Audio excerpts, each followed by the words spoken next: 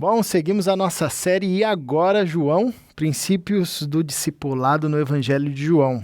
Você deve já ter percebido de forma bem clara que nós estamos dedicando esse ano conversando acerca do discipulado. Falamos já em Mateus e agora estamos aprofundando o olhar no Evangelho de João, como foi bem iniciado pelo Luiz Riscado, trazendo já todo o panorama da dinâmica de Jesus com seus discípulos dentro da perspectiva e do Evangelho de João.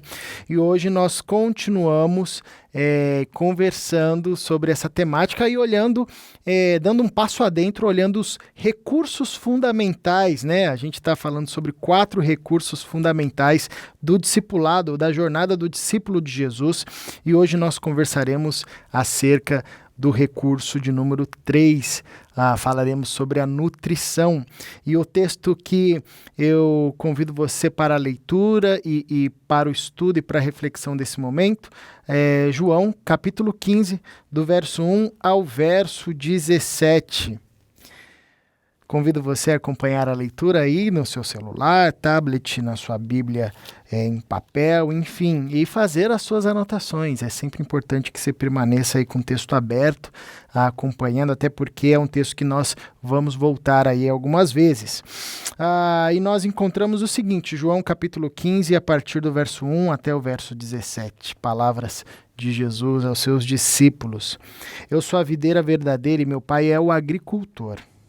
Todo ramo que estando em mim não dá fruto, ele corta, e todo que dá fruto, ele poda, para que dê mais fruto ainda. Vocês já estão limpos pela palavra que lhes tenho falado. Permaneçam em mim, e eu permanecerei em vocês. Nenhum ramo pode dar fruto por si mesmo, se não permanecer na videira.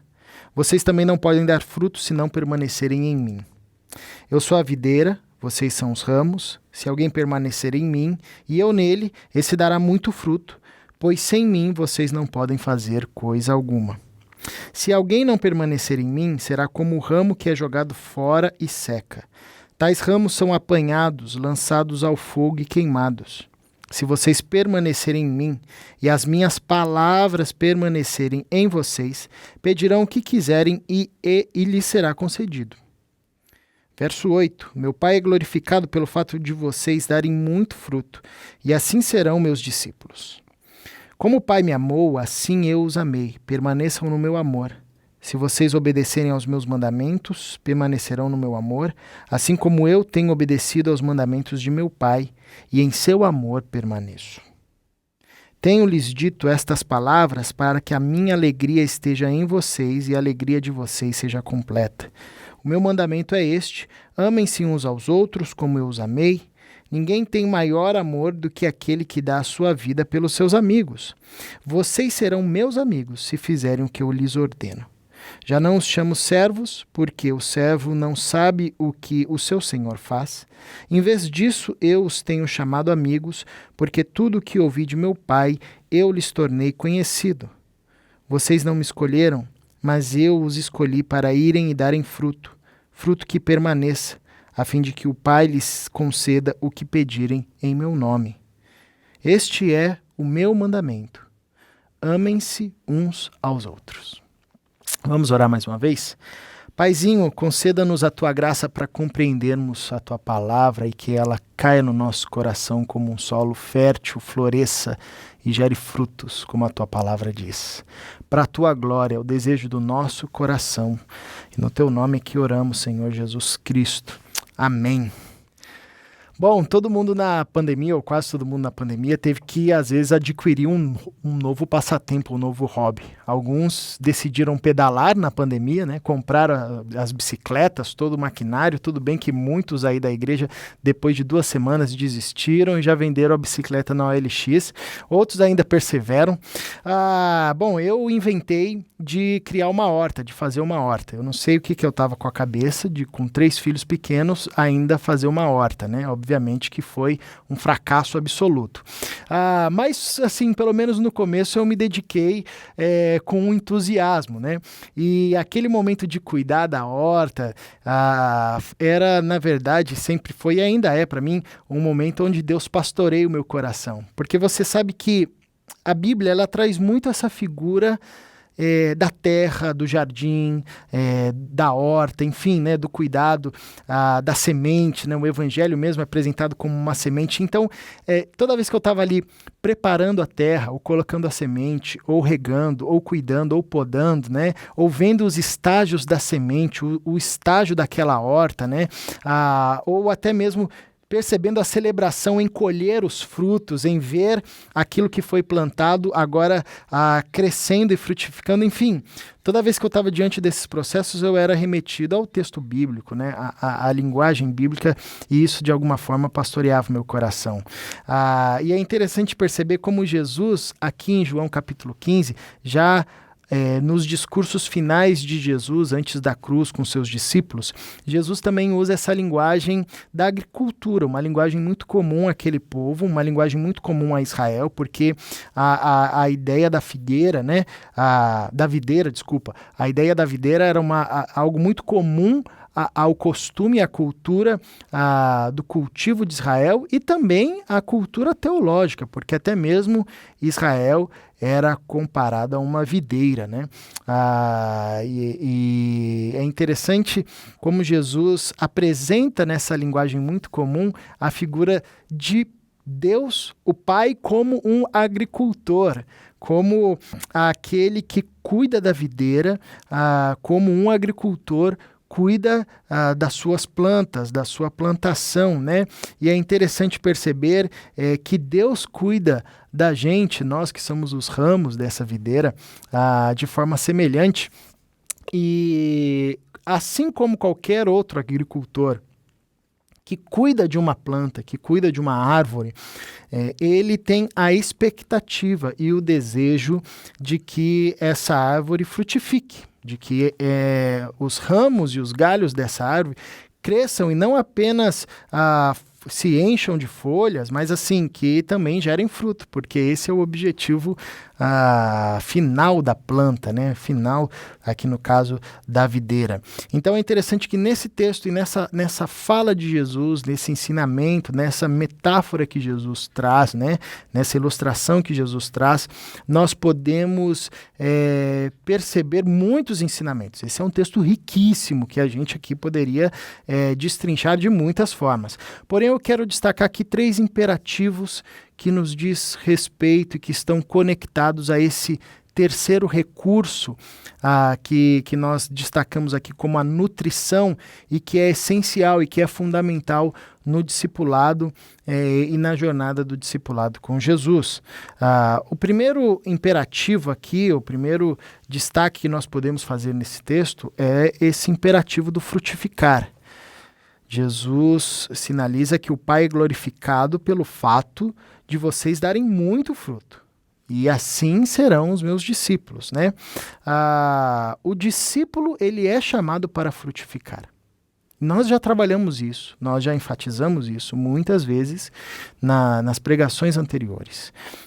Quando Jesus nos convida para caminharmos com ele, nós entramos no primeiro ciclo do discipulado. Porém, nós não podemos ficar só no primeiro ciclo do discipulado, que é onde caminhamos ali com Jesus, aprendemos, desfrutamos de diversas experiências. Nós também somos chamados para um segundo ciclo, que é o ciclo do envio. Jesus enviando a gente, Jesus enviando os seus discípulos, vão por todo mundo. E esse é o chamado do frutificar. Quanto discípulos de Jesus, nós somos chamados para frutificarmos. E o indicador de que essa caminhada com Jesus tá legal, tá funcionando, tá dando certo, é o fruto.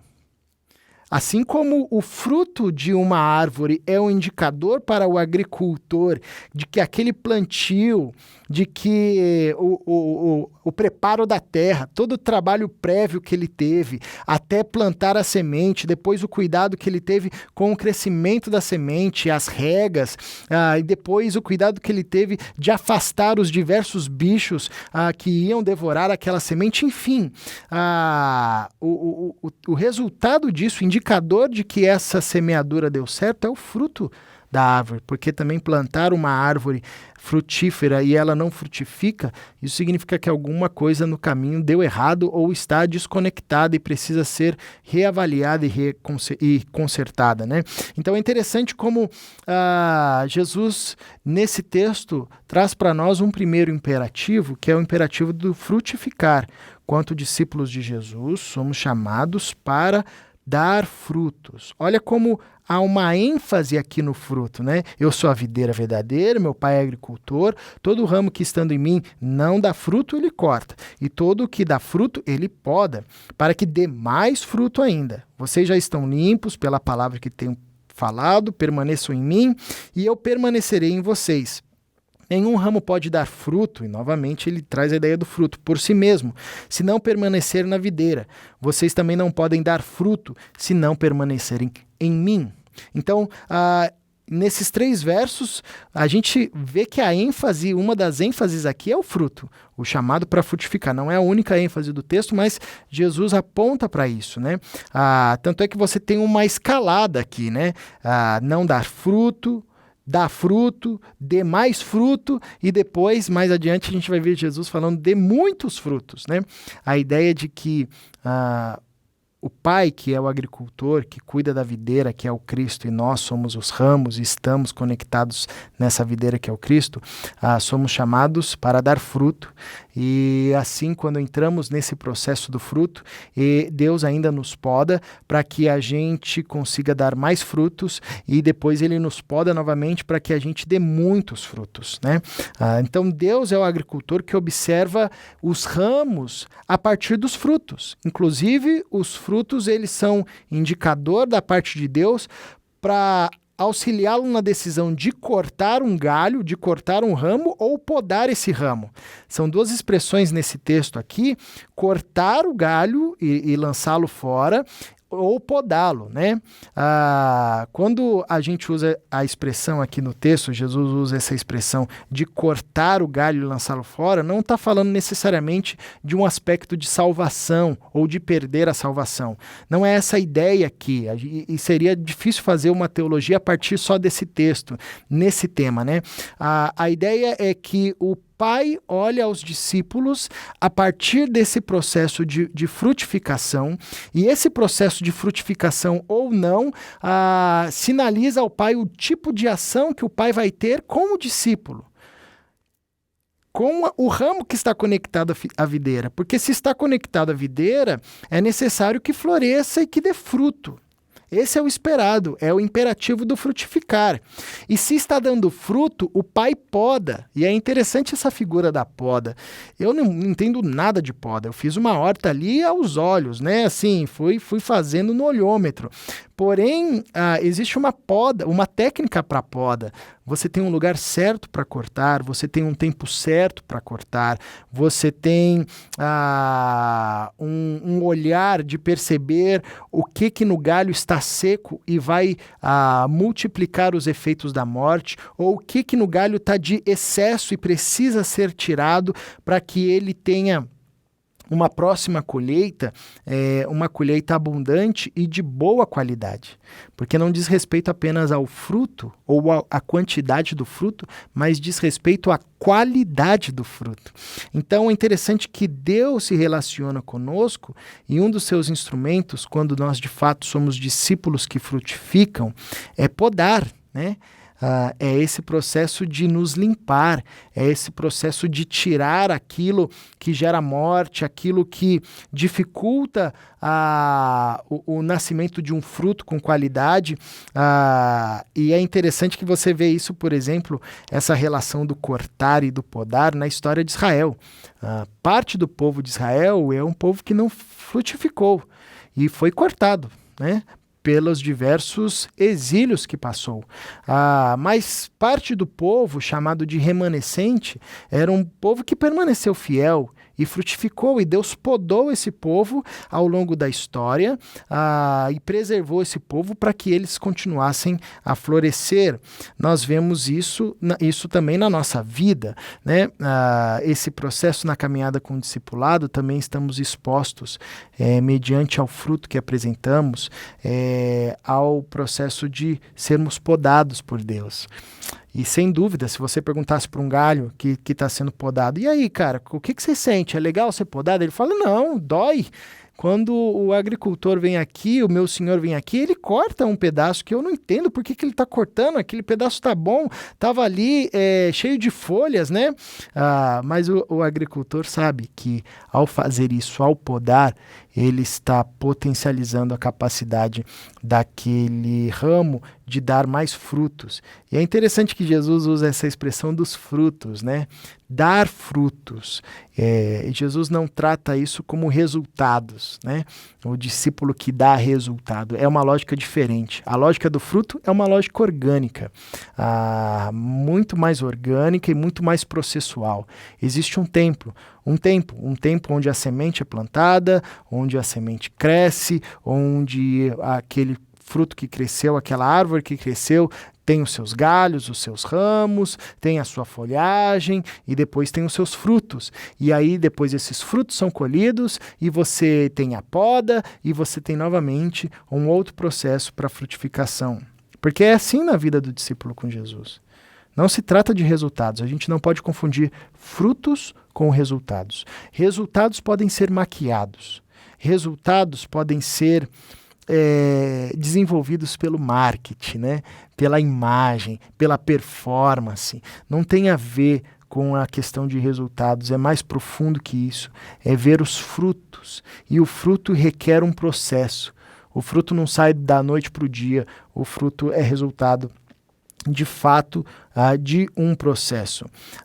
E Jesus sinaliza aos seus discípulos que eles já estavam limpos, que aquele tempo de discipulado que eles caminharam com Jesus ao longo de 3 anos, Cristo, por meio da sua palavra, já estava limpando os seus discípulos, já estava preparando os seus discípulos. Isso nos ensina que uma das formas que Deus nos poda é por meio da sua palavra. Quando nós somos confrontados pela palavra, encorajados pela palavra, consolados pela palavra, existem também tantas outras formas das quais Deus se utiliza para nos podar, né? Para nos preparar para que produçamos mais, né? Enfim, Jesus sinaliza aos seus discípulos que eles estavam agora prontos para produzirem frutos. Isso não significa que eles não passariam ainda por outros processos de poda, como nós vemos, e como eles passaram.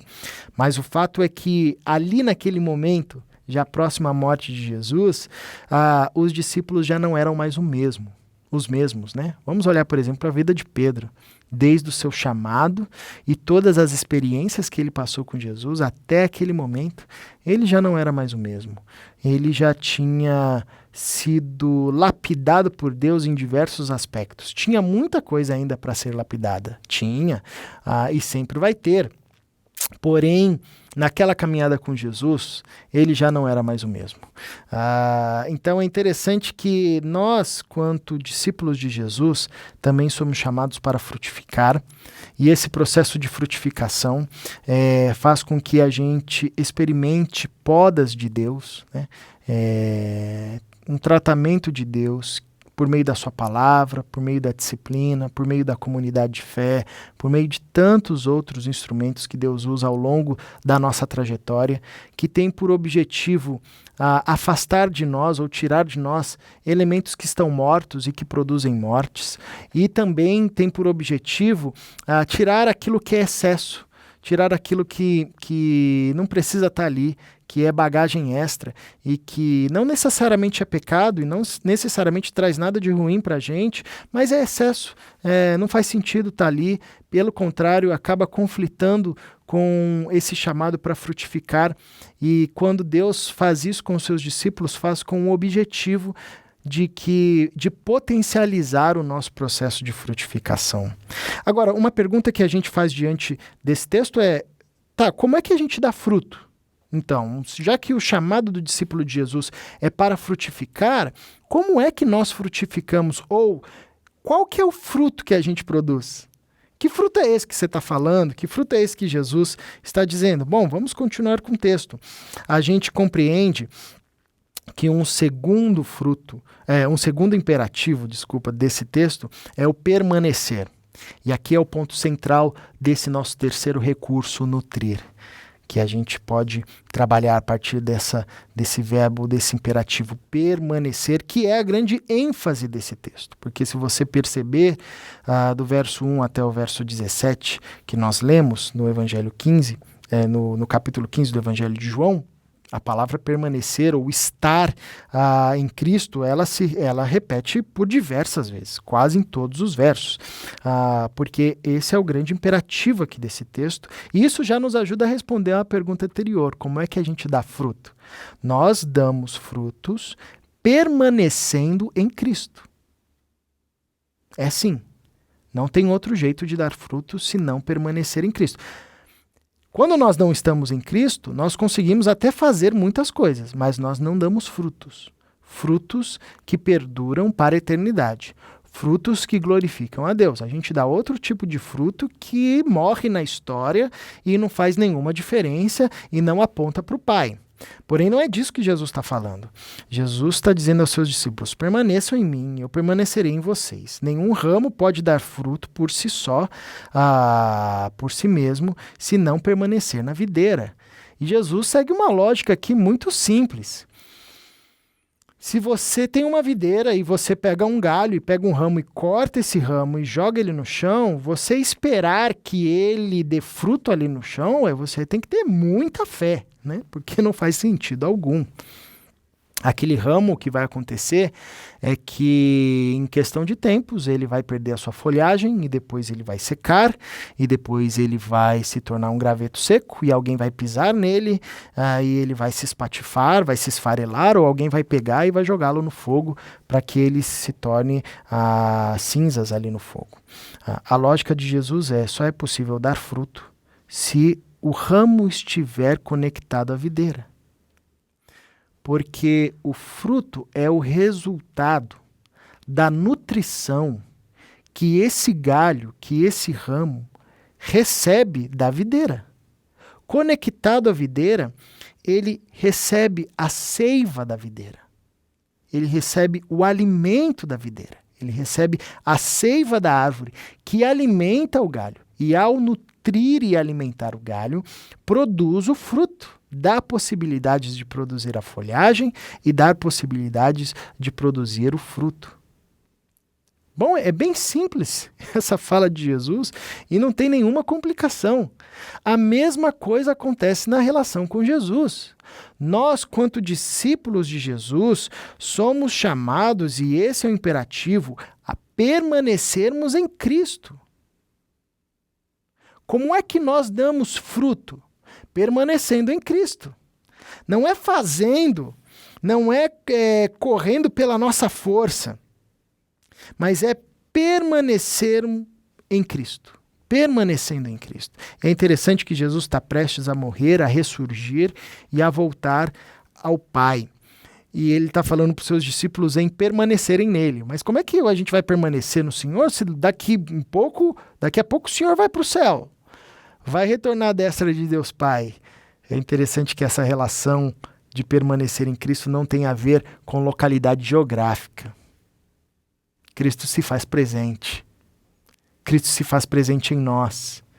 Cristo se faz presente entre nós. Ele está sentado à direita do Deus Pai, mas está aqui conosco nesse momento. Ele está em nós. Ele mesmo disse: eu vou estar com vocês. Onde vocês chegarem, eu estou chegando com vocês. Então, é muito interessante que essa fala de Jesus aquece o nosso olhar da fé. Não é mera fraseologia. É uma palavra poderosa dizendo: eu me farei presente entre vocês, vocês sentirão a minha presença, desfrutarão da minha presença, e nós temos diversas evidências, diversos momentos, quer sejam eles pessoais ou comunitários, onde a gente diz: uau, Deus está aqui Tá vendo? Como Jesus se fez presente? Às vezes é aquela celebração onde o nosso coração sai impactado e um irmão olha para o outro sem combinar e às vezes sem perceber e dizem, meu, o que aconteceu? Ou aquela experiência que nós temos até pessoalmente no nosso quarto, no nosso momento de devoção, onde de fato parece que o céu se rasgou e Cristo ali se fez presente de forma viva, intensa, como disseram os discípulos no caminho de Emaús, Lucas capítulo 24. O nosso coração não queimava quando ele nos expunha as Escrituras. Permanecer em Cristo e desfrutar dessa presença permanente do Cristo em nós. Esse é o segundo imperativo, e olha a ênfase que nós temos aqui na fala de Jesus, no verso 5 ao 7. Eu sou a videira, vocês são os ramos, se alguém permanecer em mim, se alguém permanecer em mim e eu nele, esse dará muito fruto, pois sem mim vocês não podem fazer coisa alguma. Se alguém não permanecer em mim, será como o ramo que é jogado fora e seca. Tais ramos são apanhados, lançados ao fogo e queimados. Se vocês permanecerem em mim e as minhas palavras permanecerem em vocês, pedirão o que quiserem e será concedido. A ênfase aqui é permanecer.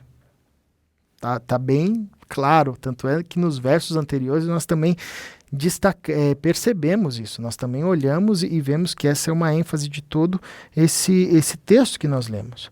E o segredo para frutificar no reino de Deus não diz respeito ao fazer. O fazer é secundário. Diz respeito ao permanecer.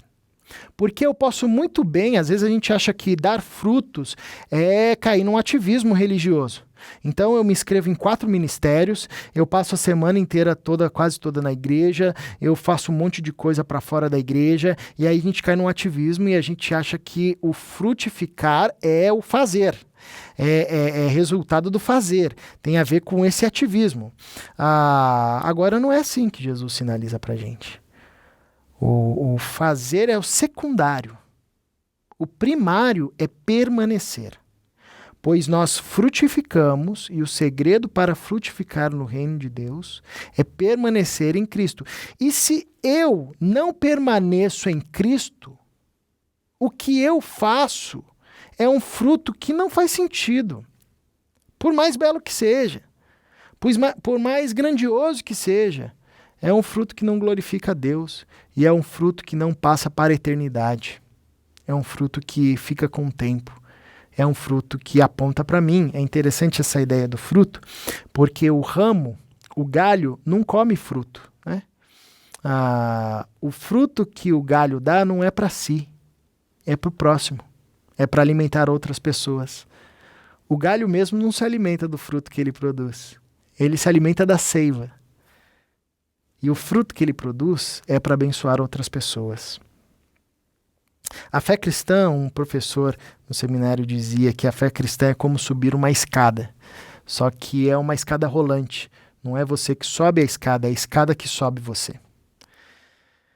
Eu vou repetir, ele dizia, a fé cristã é como subir uma escada, mas só que uma escada rolante.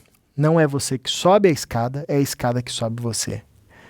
Quando eu vou para São Paulo às vezes e pego o metrô, faz muito tempo que eu não faço isso, é interessante ver as pessoas correndo na escada rolante, né? Tanta pressa, que é um contrassenso, porque a escada rolante é o local para você parar e deixar ela te subir, né? A longas distâncias, né? Longas subidas, para economizar energia, enfim. A fé cristã é semelhante. Não é uma escada que a gente sobe degrau por degrau. Essa é a escada da religiosidade, que a cada degrau você sobe pela sua força, que a cada degrauzinho você vai subindo por sua conquista. Isso é religiosidade. A fé cristã é como uma escada rolante. Você é posta nessa escada rolante e essa escada rolante vai te subir. Essa escada rolante vai te subir. A única coisa que você precisa fazer é permanecer na escada rolante. É permanecer na escada rolante. Você não pode sair dessa escada rolante, porque se você sair dessa escada rolante, é uma escada que não vai te levar para nenhum lugar. Só vai gerar esforço, mas não vai te levar para nenhum lugar. A fé cristã é essa escada rolante onde nós somos colocados por meio do Espírito Santo, conectados em Cristo Jesus. E é Ele quem nos leva, é Ele quem nos sobe. E o que nós precisamos fazer é permanecer. Permanecer em Cristo, nessa videira, porque a seiva da videira, ela é tão poderosa e tão viva que ela vai automaticamente fazer florescer o fruto em nós. Então, o fazer é secundário. É necessário que eu permaneça em Cristo, que eu seja alimentado nessa seiva. E é interessante que o chamado é para permanecer em Cristo. Não é para ser evangélico. Não é para saber a Bíblia de cor. A gente muitas vezes pode ser evangélico, cristãos, podemos ser de família evangélica, podemos conhecer a Bíblia, citar versículos de cor e salteado, mas não permanecermos em Cristo e no Cristo.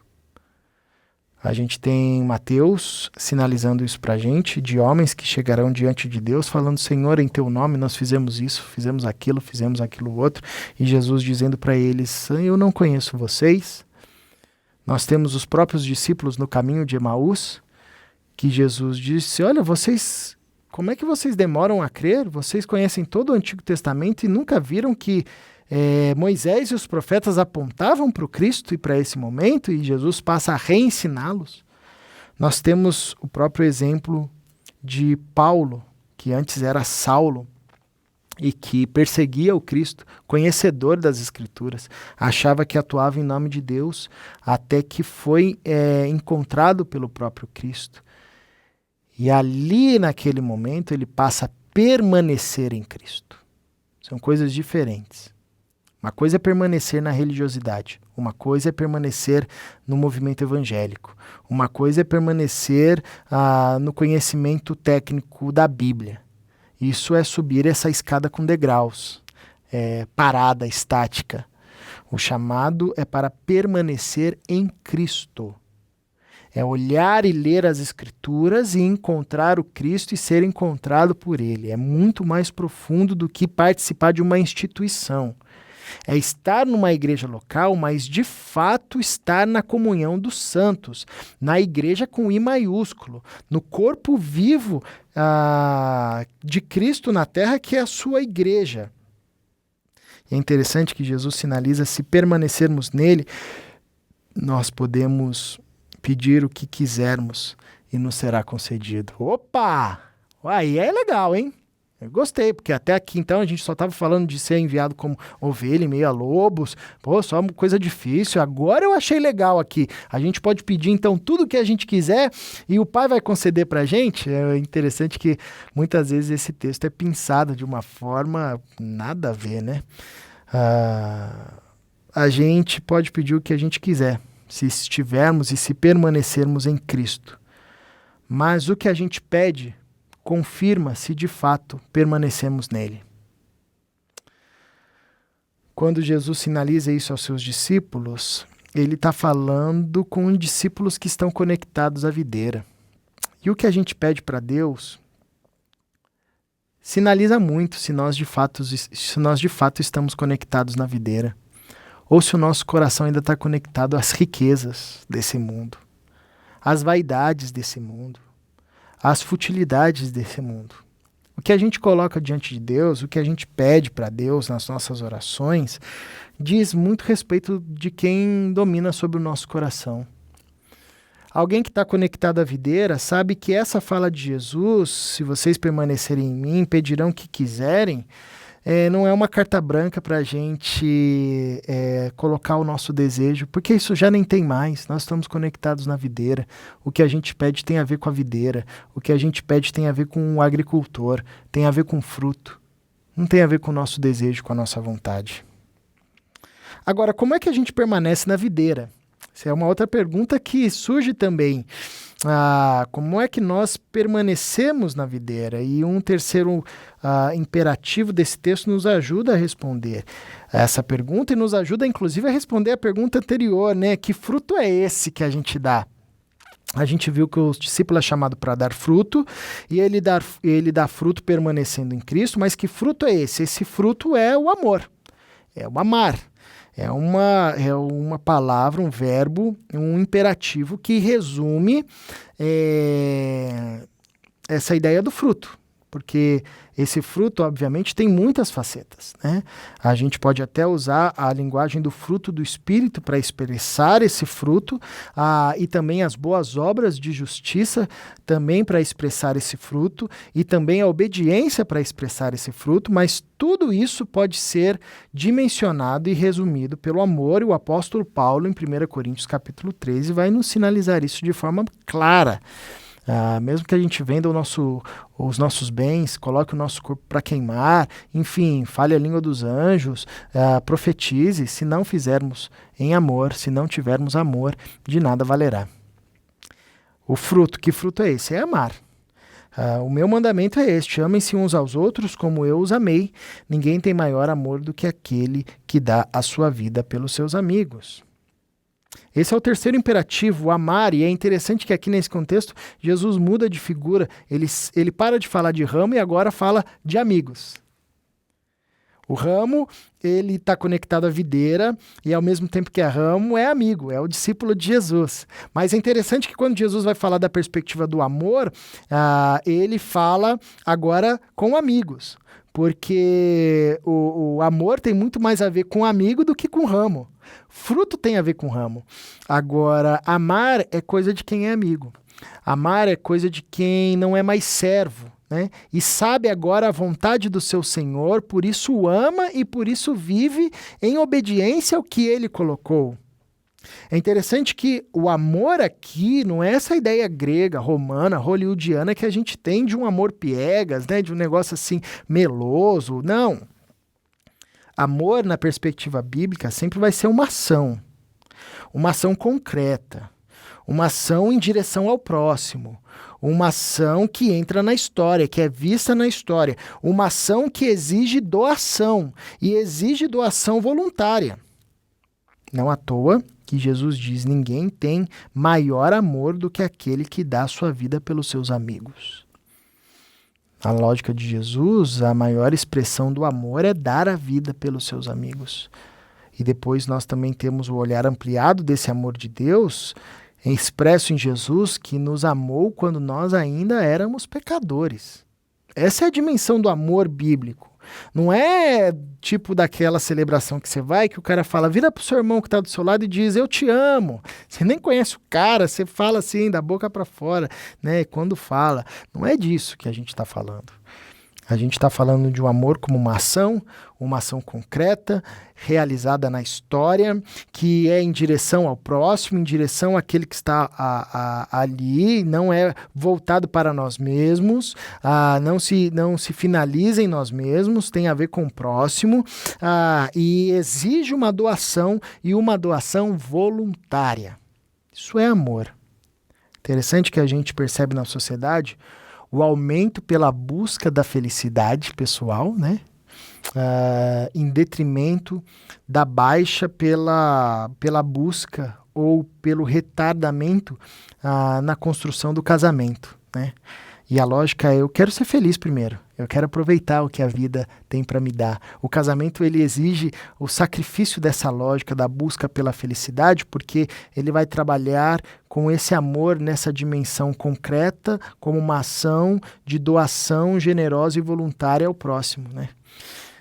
E isso é de fato um golpe no nosso ego, isso é de fato um golpe no projeto de felicidade pessoal. Não diz respeito mais a mim, agora diz respeito àquele ou àquela a quem eu amo, né? Então é interessante perceber que o fruto que esse agricultor, que é o nosso pai, espera, pode ser expressado nessa palavra lindíssima, bela, da qual se resume toda a obra do Cristo, que é o amor e que é esse imperativo do amar. E aqui nós temos também, do verso 9 ao verso 11, esse destaque. Como o Pai me amou, assim eu os amei, permaneçam no meu amor. Se vocês obedecerem aos meus mandamentos, permanecerão no meu amor, assim como tenho obedecido aos mandamentos do meu Pai, e em seu amor permaneço. Tenho dito estas coisas para que a minha alegria esteja com vocês e a alegria de vocês seja completa. Tudo que Jesus faz junto do Pai. Como o Pai me amou, eu assim os amei. O Pai é o agricultor e eu sou a videira. É interessante que essa relação do Pai com o Filho, de Jesus com o Pai, é espelho da nossa relação com Jesus.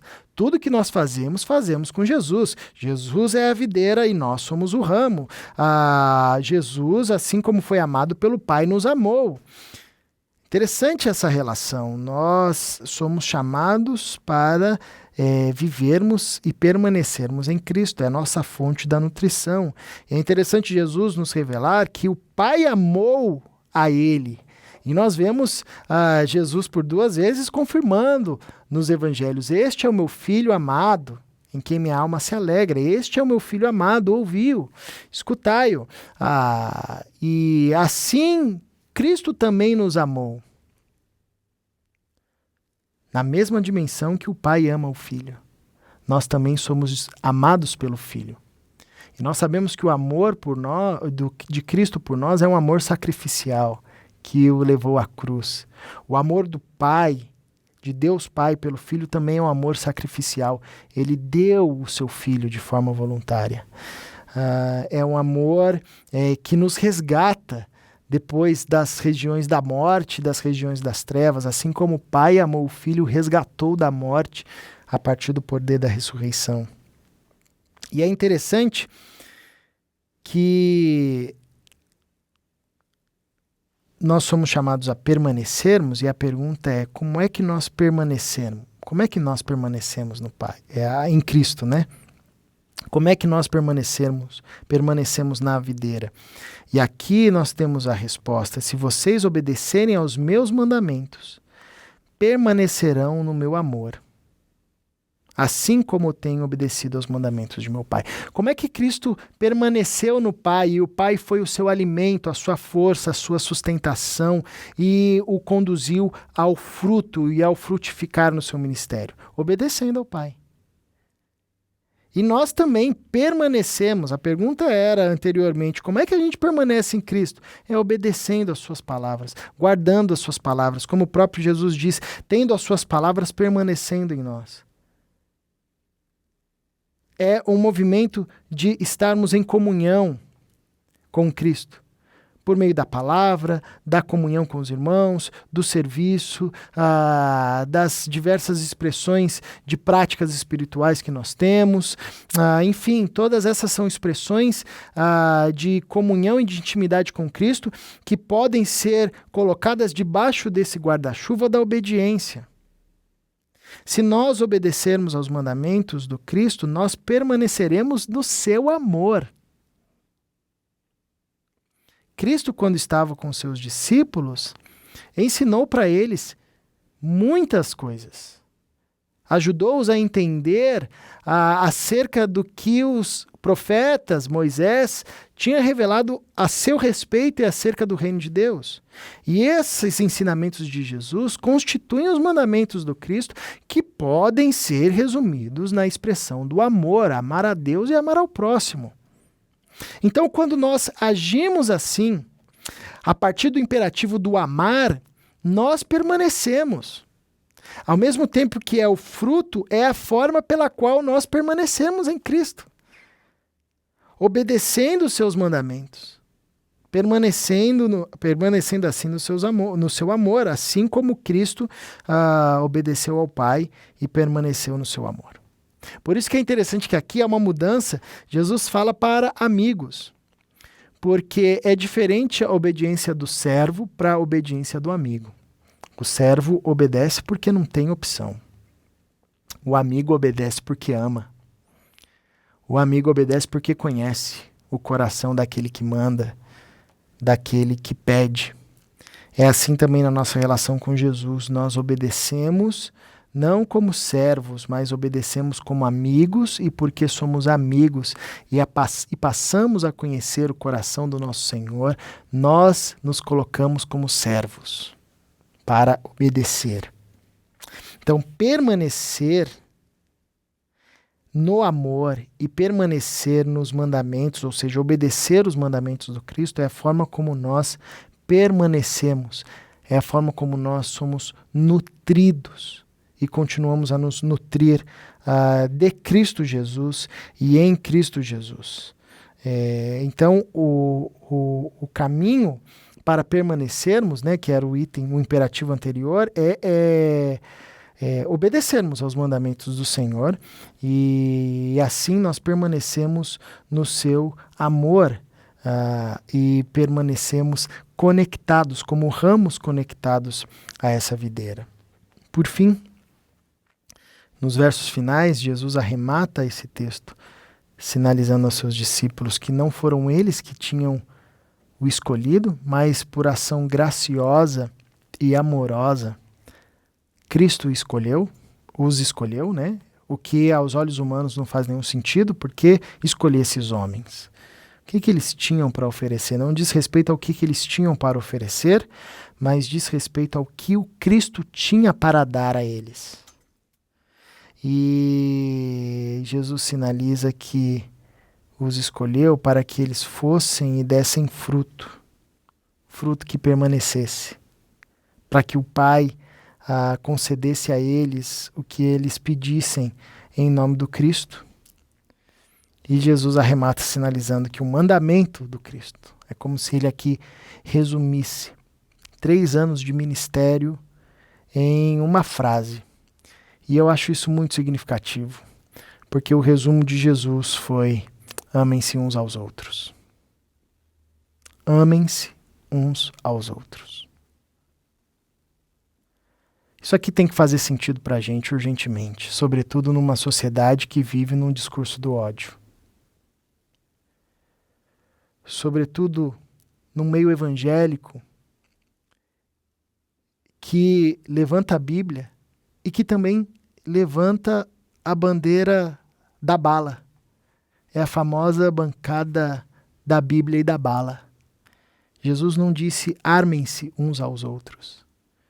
Jesus disse amem-se. Amem-se uns aos outros. Se isso aqui não fizer sentido para a gente, e se isso aqui não for real para a gente, nós somos como galhos caídos e seremos como galhos caídos da videira. Porque Jesus aqui resume 3 anos de ministério e de ensinamento. E olha que Jesus falou muita coisa. Jesus aqui resume a Torá e os profetas. Jesus resume páginas da história. E diz: este é o meu mandamento. 2 pontos. Os discípulos param e dizem: bom, ele vai falar agora. A regra de ouro. O ponto principal. Se a gente esquecer de tudo, beleza, a gente só não pode esquecer disso que ele vai falar agora. O que é, Jesus? O seu mandamento principal. E o Cristo diz: aquilo que todo o texto bíblico estava dizendo a todo instante. Amem-se. Amem-se. Amem-se uns aos outros. Esse é o imperativo. Esse é o fruto. Essa é a permanência. Essa é a nutrição. O que nos nutre não é o conhecimento técnico das Escrituras. O que nos nutre é a leitura bíblica que transmite amor de Deus para o nosso coração e faz a gente transbordar. É isso que nos nutre. É o amor do Pai expresso no Cristo, revelado pelo Espírito. É o amor da comunhão dos irmãos. É o amor daquele que ri com o que se alegra, que chora com o que chora. Nós frutificamos permanecendo em Cristo, permanecemos em Cristo obedecendo os seus mandamentos, obedecemos os seus mandamentos amando E se assim nós fizermos, nós vamos permanecer nele, em Cristo, a videira verdadeira, e frutificaremos para a glória de Deus. Nós não estamos conectados a uma instituição, nós não estamos conectados a um segmento, nós não estamos conectados a apenas um grupo de amigos, um grupo social. Nós estamos conectados em Cristo Jesus, a videira. E o imperativo do Cristo para nós é amem-se. E ao mesmo tempo que esse é o imperativo, esse também é o fruto. Amor, amar a Deus e ao próximo. E ao mesmo tempo que esse é o imperativo e o fruto, é também o meio da permanência. Por meio do seu amor é que nós permanecemos em Cristo. Esse é o convite de Jesus para nós. Nós não podemos nunca ser como galhos que estão caídos da videira e que ficam adorando a videira. Olhando e falando, nossa, que videira linda. Uau, que videira bonita. Mas nós estamos caídos, desconexos da videira. Não é esse o chamado de Jesus para nós. O chamado de Jesus para nós é que adoremos e contemplemos a videira conectados na videira. Para que a seiva da videira, a seiva do Cristo, passe por nós e produza frutos em nós. E assim a gente experimente as marcas da permanência, as marcas dessa nutrição, as marcas desse terceiro recurso que é a nutrição e que é tão essencial no discipulado com Jesus Cristo. A gente perceba o fruto, perceba a poda, perceba a alegria, a obediência, o amor, tantas marcas que sinalizam que de fato permanecemos em Cristo Jesus. Permaneçam em mim. Esse é o chamado de Jesus para que a gente ame, desfrute do amor e permaneça em amor. Vamos cantar mais uma canção?